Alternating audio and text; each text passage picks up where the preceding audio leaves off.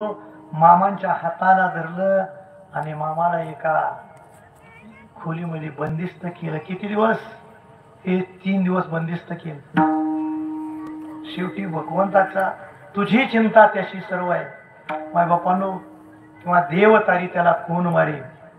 मामाने 4थ्या दिवशी आवाज दिला, हे लेकाचालो, अरे दार उघडा, आपल्याला पाऊस पाडायचा आहे. मामाची सत्ता पंचतत्वावर आहे. आज आम्ही फक्त थोडंफार वाचतोय, थोडंफारच वाचतोय, मग त्यात आयत्या पिठावर गोट्या. तसं माय बापानो चरित्र ऐकून ऐकून बरेच दिवस शिंगाडे बरोबर जाऊन जाऊन मामांचं चरित्र निमार्द कानपाट झालं. थोडं वाचलं का लक्षात राहते. मी सांगतोय कशासाठी.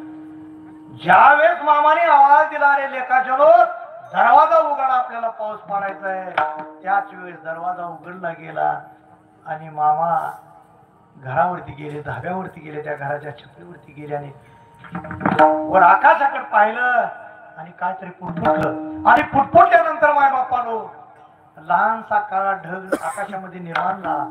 त्याच लहानच्या काळ्या ढिगाचं रूपांतर मोठं मोठं मोठं मोठं होत चाललं. असा भयानक असा वारा सुटला, सोसाट्याचा वारा सुटला, ढग मोठे मोठे होत गेले आणि माय बापानो थोड्याच वेळामध्ये धप धप धप धप धप धप धप धप धप असा मुसळधार पाऊस चालू झाला. आणि त्याच ठिकाणी माय बापानो आनंदाने ती रामदुर्ग तालुका त्या गावातील लोक समाज नाचू लागला. आत्मा पुरात मामाच्या दारात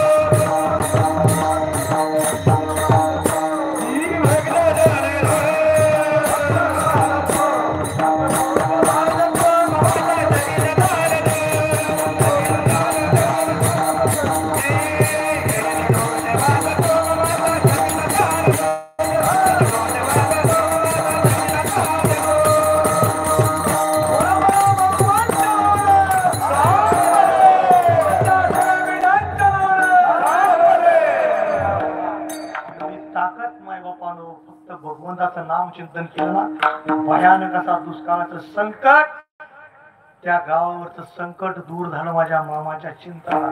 म्हणून माय बापानो दुसरं काही करू नका, फक्त भगवंताचं नाम चिंतन करा. नाम चिंतन करा, त्यानंतर काय होतं, जे तुम्ही चिंतन करता त्याच्यामुळे संकट आलेलं दूर होतं. या अभंगाच्या दुसऱ्या चरणामध्ये